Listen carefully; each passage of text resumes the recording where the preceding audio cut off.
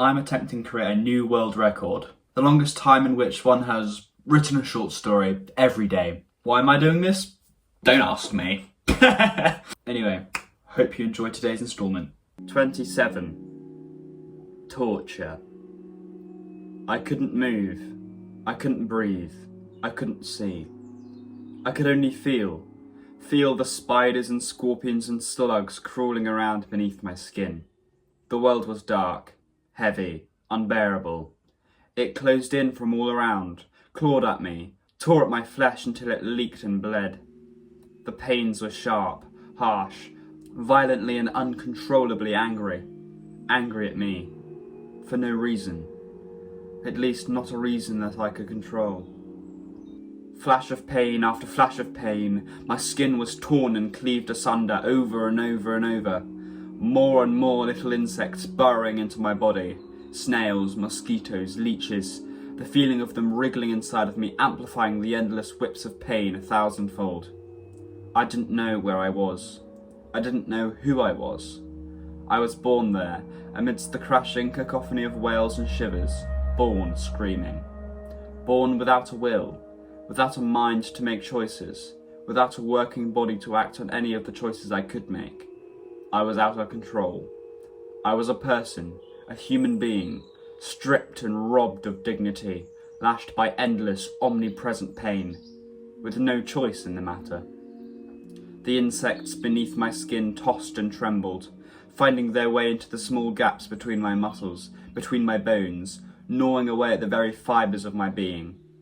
They were in my legs, my arms, my hands, my gut, my thighs, my neck, my skull, all of those little wriggling bodies, completely separate from my will and control, were only digging into me more and more and more, despite my desperate desire for it all to stop. I wondered if it ever would stop, if the insects would ever pardon my muscles and bones, if the whips would ever pardon my skin. I thought it was the logical thing to do. Someone was in pain, an inordinate, infinite amount of pain. So where is the mercy? Where is the sympathy? Whoever was doing this to me, whoever had stolen my memories, blinded me, was viciously attacking me, why were they doing it?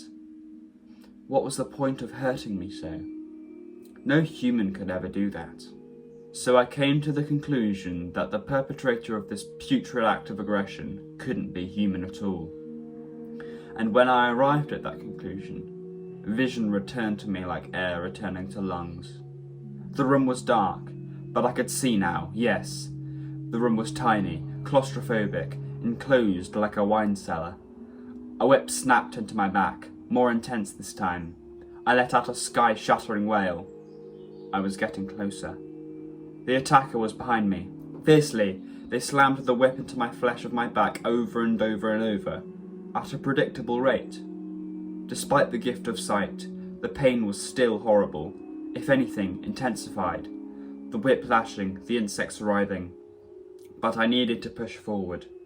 Through the torrential, foggy world of pain, I gritted my teeth as hard as what I thought was possible, and in the lapse between the blows, I quickly spun around to face my assailant.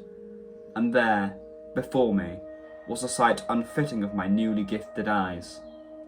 A figure, as tall as a door and as wide as one also, stood behind me, whip raised, sweating, anger in its very stance, and in its face, or rather where its face should be, a horrific, contorting mass of insects and beetles and bugs and leeches and slugs and all things green and nauseating bled out of the hole in its face.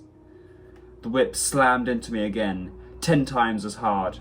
The pain was like a flame, a searing, white-hot flame, wild and animal-like, all-consuming, stripping me of all sense, vanquishing all thoughts in my head by replacing it with pain.